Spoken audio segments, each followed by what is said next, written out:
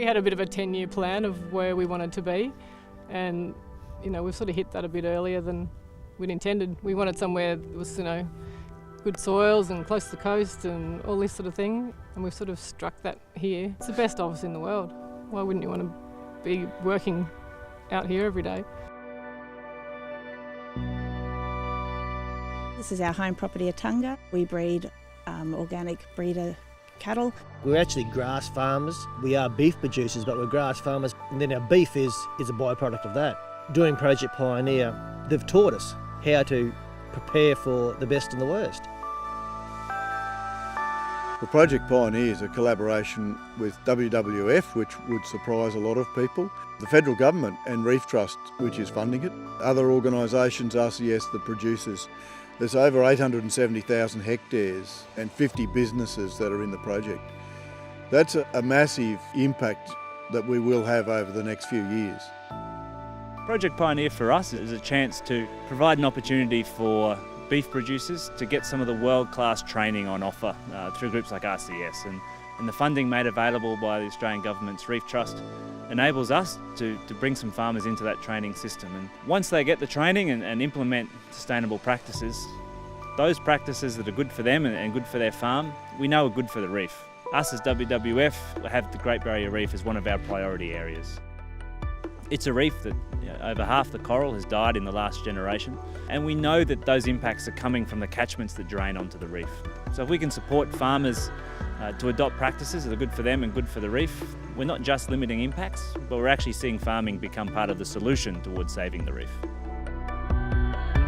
When I hear about the reef dying and when I experience the fading coral, we actually took the family snorkeling at Lady Musgrave Island, so we had this very upfront, close experience, and it makes me feel a sense of responsibility as a custodian of the land, as a beef producer, the potential that we have to change that outcome. I think for us here, we're so far from the reef, but like our sediment runoff, that's probably one of the biggest things that we can probably do. We're limiting chemicals now to nil. We don't use chemicals.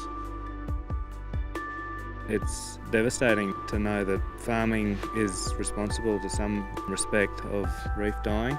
We've got a real opportunity to improve that, and by improving the water quality, we're improving our production and our bottom line also. So it's a win-win situation for everyone. I think what Pioneer's done for us is allowed us to be able to really bring people on board and let everyone understand that actually every person in the catchment is having an impact on the survival of the reef.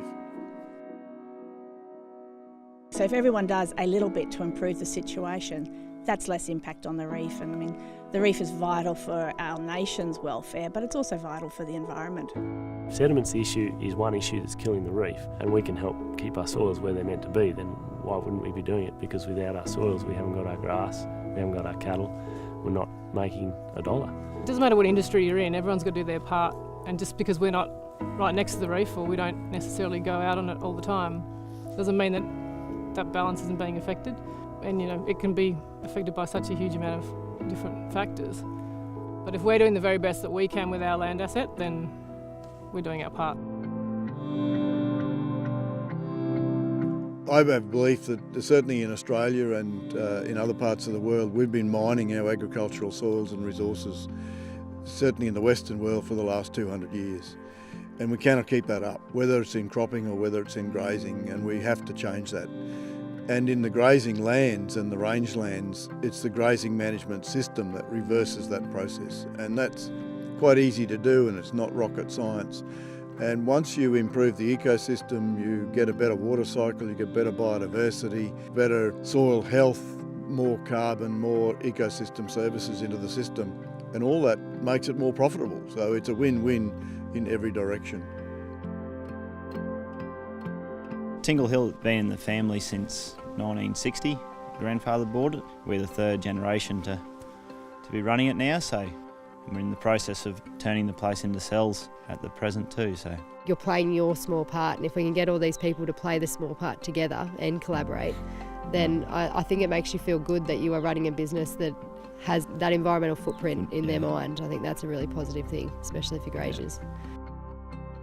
I always had the dream that the fourth generation would take over from me. Through the 90s it wasn't a real good year and we were battling with drought and we seemed to be battling with everything. And I thought, well, if there's ever a fourth generation going to come back, I'm going to have to make it look a little bit more attractive than what it does now. So that's when I started looking for ways of working with our country rather than battling everything that the country was growing.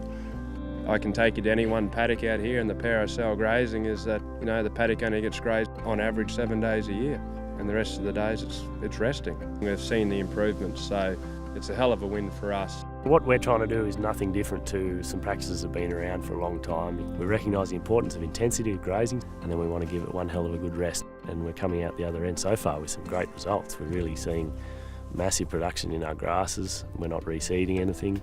What we're doing so far is working. We want to raise good, healthy animals that'll end up as a good steak on someone's plate. It's pretty simple. I think the biggest thing is our rest periods. When the country gets dry, you increase your rest periods or take paddocks out of your production to get that rest period. But over the years, since we're doing the time-controlled grazing here, our cattle numbers have improved immensely, our grass has improved immensely, our soil's improved. We've got a pretty tight community here and good friends that have been doing cell grazing for a number of years, and we've been onto their properties and seen the benefits not only to the environment but also to your business as a whole, financially as well. I think we're both pretty driven in making sure that we're improving the environment while making a profit. The thing that I find has been turning people on for the last 30 years that I've been doing this, it's the ecology. When ecology gets explained in a way that's simple but relates to production and profitability, then people never look at land the same again. Ultimately, what we want to do is grow the project, bring more and more people through the training, help more and more people understand the basic principles of how to manage a really profitable farm while looking after the environment. We can also tell the public that, you know, this kind of farming is possible, it's out there, and ideally at some point they have the choice to walk into a supermarket and buy beef from someone who is producing it in a way that is good for the environment and good for the reef. You know, the more people that are doing this and looking after the country and that, the better it is for Australia in the long run.